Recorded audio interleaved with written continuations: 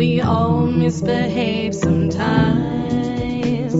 Wanna change the world, indulge in some bad behavior. Hello and welcome to Bad Behavior, where we talk about women, activism and positive change and our journey to becoming the best, baddest ladies that we ever could be. I'm Rosalind. And I'm Nicola. Hey, welcome back. Hey guys, how are you all going?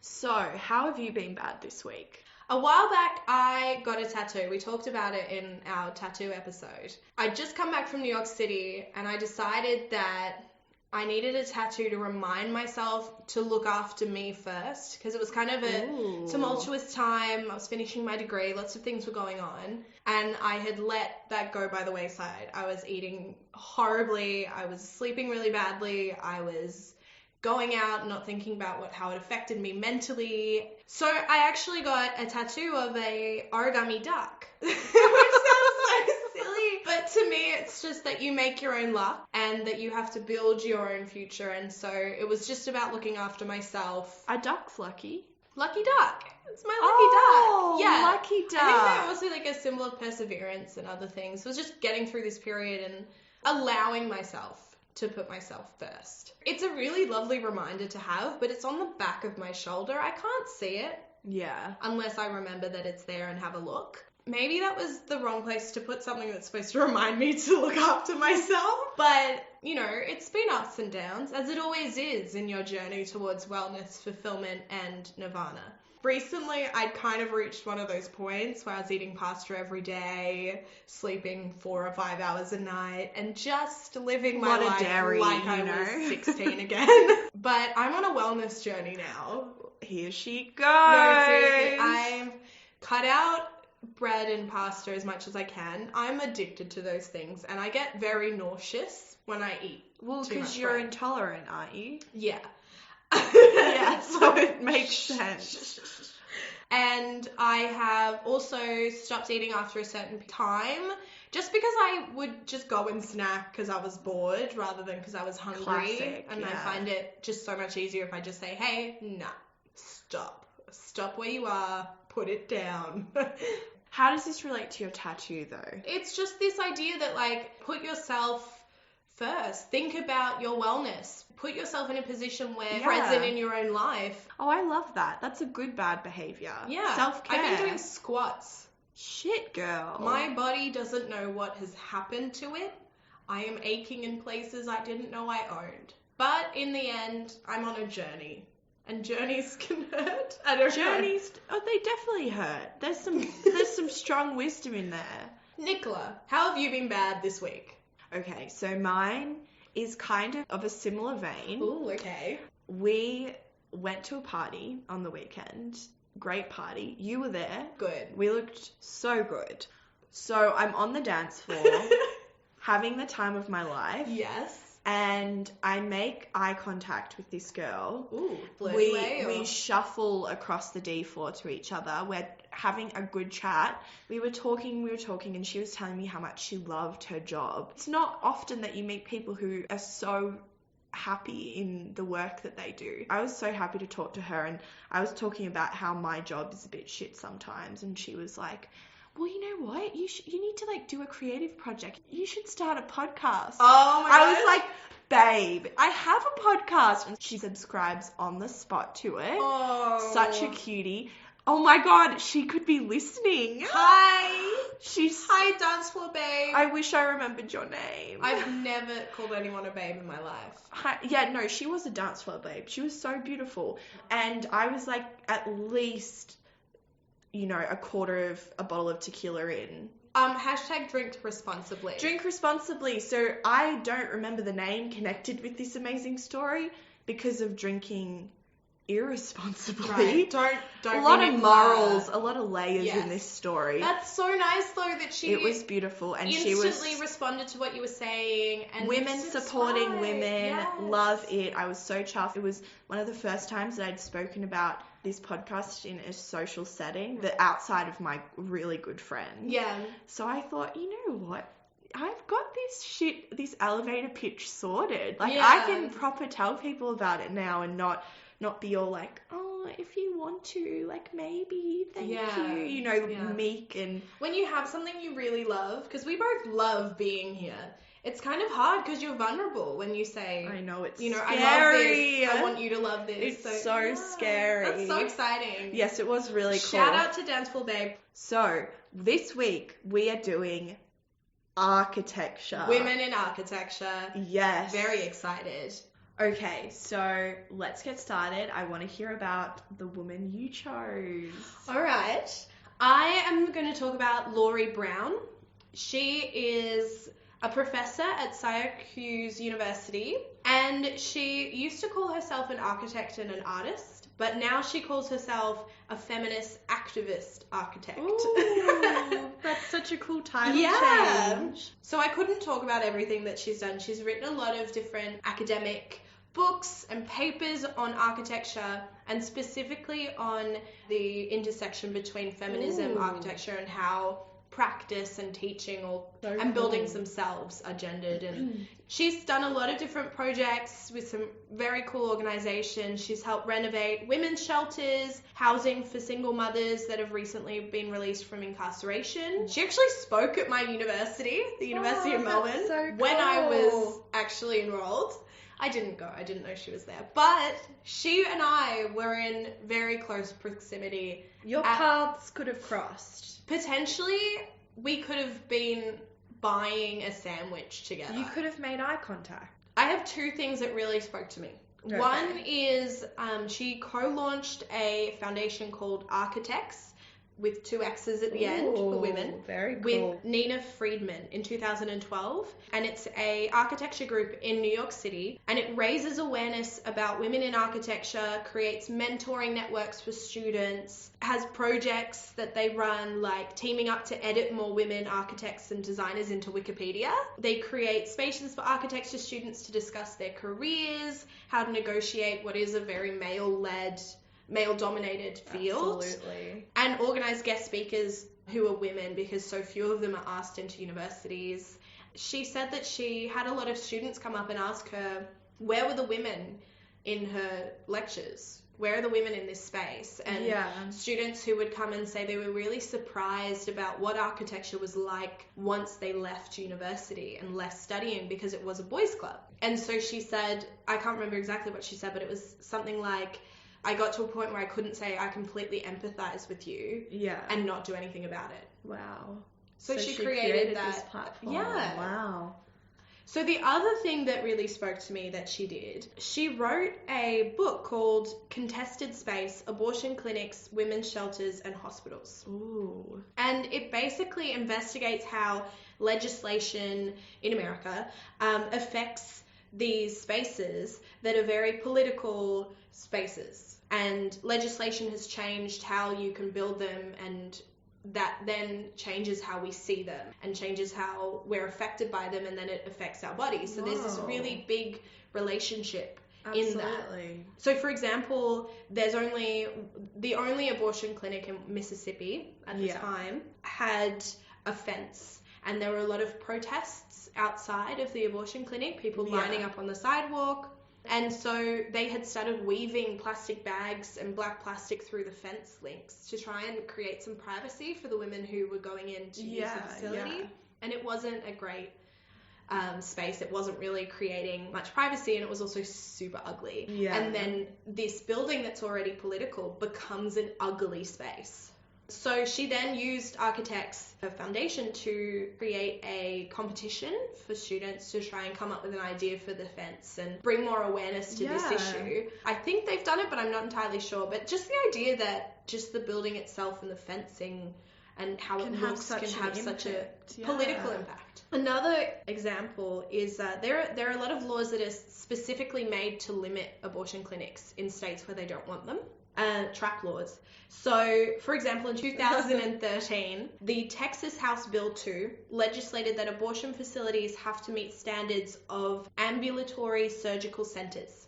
So it's like an outpatient hospital sort of facility standards. And so you would have to increase the corridor and door widths. So after that bill, over half of the abortion clinics in Texas closed down. So it went from 41 to 10. Oh my God. So it had a huge impact. And the truth is that they didn't really give us safer abortions. It just limited the availability of the clinics. They just closed them down. So the laws were specifically created to have that effect. So hateful. Well, because so many didn't have the funds to do it, it would have been Absolutely, so costly to yeah. change the corridor sizes and the door sizes. How she fits into it is she talks about the architectural side of it, and she makes the point that architects can't ignore spatial politics. Like, spaces are political, and they need to be aware of it in their work. The history of a space. Yeah, because if they're not, then we're left with something like this, where politicians are making these decisions and they have no spatial expertise, and then that impacts on the buildings, and then that impacts on women's bodies. That is revolutionary. Yeah. So I have a quote. She said, "Design is not a passive act. It is a critical engagement with community, and you have to be cognizant of the power that you have and how you use it."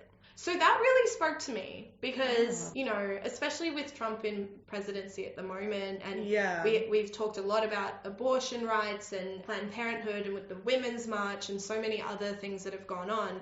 This was a really interesting study that she kind of created, and she did interviews with various places and really looked into it. And I thought it was interesting that you could come from that political place and this feminist place, because she is a feminist, and she talks about, a lot of her work is about architectural practices with a feminist lens, and to come at abortion rights and the buildings themselves from an architectural perspective was really interesting to me. I thought that was really cool. It's so interesting because it's a different form of activism, isn't it? Yeah. Being able to take back spaces in which, you know, hatred has started to inhabit them. Yeah. Like, I can't even, that would, I'm picturing the abortion clinic that you mentioned, and it seems grotesque, you know, like I can see all those black plastic bags weaved through it, and I can't imagine how that would passively impact the trauma of going into those spaces. Yeah, it would stop people wanting to go, and it might even amplify people's kind of opinion of it as a dirty, kind of rundown, not to be looked at or talked about kind of place, you know. When you think of public buildings, you know, you want them to be beautiful and big and imposing, to say, look, we're powerful but transparent, and buildings say so much about things. And I never really thought about it until I read about this work that she did. It's incredible. Think that people always talk about women taking back their bodies and, you know, us being able to own our bodies, and you don't, like, it's just as important to own the spaces in which we exist too. Yeah. And be able to know that I think it would be amazing to be able to walk into some of the places she's designed too, because I bet you would feel it, you know. Well, I remember watching a TED Talk. I watch a lot of them.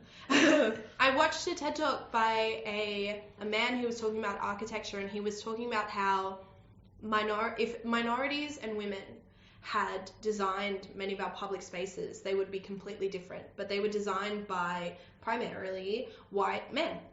And so he said, ladies, put up your hand if you have ever lined up to go to the bathroom. And obviously everyone put their hand up. And he was saying that if you were a female architect, you would look at that and go, the female bathrooms would be bigger because they need more stalls. Yeah. And you would kind of not have that problem as much. That is a version of equality, because it's looking at function and what people need and catering to that group of people who use that space.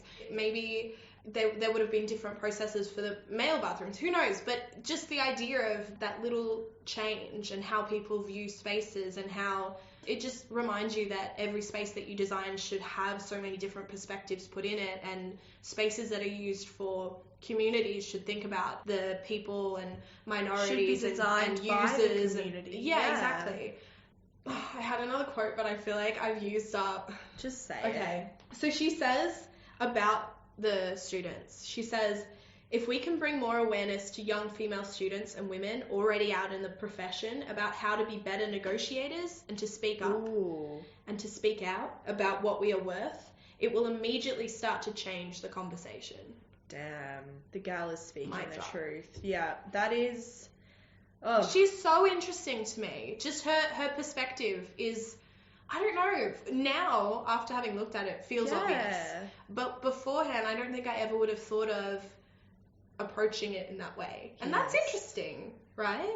No, it's incredible. I want to have dinner with her. I want to chat Let's with do her that. for hours. Yeah, okay. Our She goal is- in life, have dinner dinner. with Laurie Brown. Yeah, there we go. Well, she was in Australia at one point. She did a heap of talks. So It could happen. Yeah, fingers crossed. So down for dinner with Laurie Brown. I want to hear about your lady because I have a feeling that she's amazing. Because they're always amazing. You would be correct, my friend. This week, the woman I chose to research is Dr. Julia King. Ooh. So she is an architectural designer and urban researcher. She's British and Venezuelan. Very cool combo. The main thing that she's known for that catapulted her into the spotlight is one that she started during her PhD. So she did her PhD by practice, which is really cool. Her PhD took place over in India. So she was in a province or a village, don't know the difference, in a place in India that was around 30 kilometers outside of New Delhi. So she went over to this village and her task was to design an architectural project. So she goes over and she realizes pretty quickly that, her version of an architectural project is not going to work in these slums, They didn't need what she was thinking she was going to give. They didn't need it at all. The community already knew how to build houses, how to build libraries, all that kind of traditional, go to a third world country and build a school type of stuff. They already knew how to do it and they were doing it well. So she looked at the community and she looked at what it was lacking, and a big issue was sanitation and sewage. So there were huge issues in this community. She does this really cool talk and you can see over the years as she's working there how people are installing toilets into the homes. A lot of times when the girls start menstruating, they install a toilet, or the bride gets married into a family, then they'll install a toilet, and they're just not working. It's just not functional. The sewage is coming out onto the street. It's really unsanitary, unhygienic, and it's bad. They didn't have the infrastructure. It's bad for the entire community. So this is when her amazing project is born, the Potty Project. The Potty Project. Yes. So she has such a good title. She's kind of known as the Potty Girl. That's one of her nicknames. And she says that it kind of just, the nickname just came to be, like it just, as all good nicknames do. Absolutely. And it's got such good connotations. If you or I were called the Potty Girl, it would kind of be, maybe there was an issue associated with that. But this woman, it's for a very good reason. So basically, the whole point of this project was to deal with the sewage problems in the community of Savda Jiva. She starts work and she basically builds in-house toilets, communal drains, a common septic tank, all these different components to make the sewage work, to make it do what it needs to do. Yeah. So she, in the end, built a decentralized sewer system for 322 low-income houses. Wow. So this entirely... And that was her PhD. Yeah, and it entirely transformed this community. Once this project was off the ground, the whole community was just so much more happier. They had an all-female maintenance team. Oh my gosh. All the local women were really excited to sustain and maintain this project, and they started like a local community-run government type of thing where they could raise issues in the community and stuff. So it just reinvigorated them because they were so proud and happy to be living in a place which had proper sewage. Yeah, you really forget the things that you take for granted, don't you? Because, absolutely. Proper sanitation and sewerage is something that we grew up with, and I can't imagine living in a way that didn't have that. Especially when women are menstruating. Like, I think there's just so much shame associated with it. And it's, you know, it may be like a gross and a bit of a gritty, not gritty even, just gross subject to talk about. Like, people don't go around talking about sewage very often, but that's because so we have it. You know, all our sewage systems are pretty set in stone. Yeah. Both physically and metaphorically, you know. So this was a really incredible project, and one really cool thing that she said, which is kind of reminds me of what you were talking about with your woman, is she says that she has a quote about her process and how she kind of approaches projects and everything, and she says, "What I mean by the process is that if we look at the production of place, whether this is a house or a party wall, I believe the architecture is in the institutional order and location rather than just the process that results in a building." So the build up. She's saying that it's so much more than just a building. You have to, what you were saying, these have to be inclusive environments. They have to think about the people who are going to live in them. And she did entirely. She was named Emerging Woman Architect of the Year in 2014. She is taught, lectured around the world. She has a lot of amazing awards, too many to list. It just all started with this incredible, innovative project that looked at what a community needed and responded. Which the best architecture does. Absolutely. She didn't bring in what she thought she should be doing as an architect. She brought in her skills and made them useful and sustainable. Yeah. That's kind of the really good thing about the story. I think she's a perfect example of international development done right. Yeah. You know, she's worked throughout all the research that I did. She kept going back to this local NGO that she worked with. Like, she gave them so much credit for the amazing work they did, which, you know, I'm sure they did incredible things to make this project possible. What NGO was it? It was Cure India, so Centre for Urban and Regional Excellence. So she worked really closely with them, still maintains a really close relationship with this NGO, and I think that's why it worked. You know, when you have grassroots organisations involved and you have the community involved and you're a kick-ass architect like why this not? Lady is. We've talked about volunteerism before, you and I, how people, you know, they want to have a really beautiful holiday and also give back to a community that needs it. And they'll go in and do something like building a school or something like that. And sometimes you don't know how that's set up and where that goes. Yeah, it can be problematic sometimes. It can be. So the fact that she took this opportunity and just... Because she's so smart too, you know, she's a doctor. Yeah, she's Dr. Julia King. She gave her skills to this community and she will be, you know, she's immortalized. She doctor. In those sewage pipes is the spirit of Dr. Julia King. Forever holding that village up. It's not, as she said, it's not just about shit. It's about so much more than shit. It's more than shit. Exactly. Yeah. And we all need to remember that. Yeah. Live by the words of Dr. Julia King. Yeah, and of Laurie Brown. Yes. We had two amazing women. As always. Women in architecture inspire me. Such babes. Which wasn't something that I said before today. Let's go out and look at buildings a bit differently, shall we? I want to seek out more women-designed buildings. Yeah, and see more if they women-designed structures, not even just buildings, projects. Yeah. Like, I want to be, you know, it's such, I feel like one way that you can always be an activist is in what you consume, right? So if we can go out and be... And what you talk about. Absolutely. Yeah. But that's a lot of time based on what you consume, isn't it? Like, whether it's through what you read or what you see or who you speak to, I'm definitely going to try and find out in Melbourne some spaces that are female designed or, you know, led by female architects. That would be so cool. I'm going to start noticing buildings more in general, I think. Because a lot of the time I just go into a space and do what I came to do. But, you know, you can tell when you're not loving it, when it's dank and dirty, or if it's like too low-hanging ceilings or whatever it is. I want to and in those think times, about them as working, interesting spaces that were designed for use, function, form. In those times, we will also be reminded, we'll think, if only Dr. Julia King was here.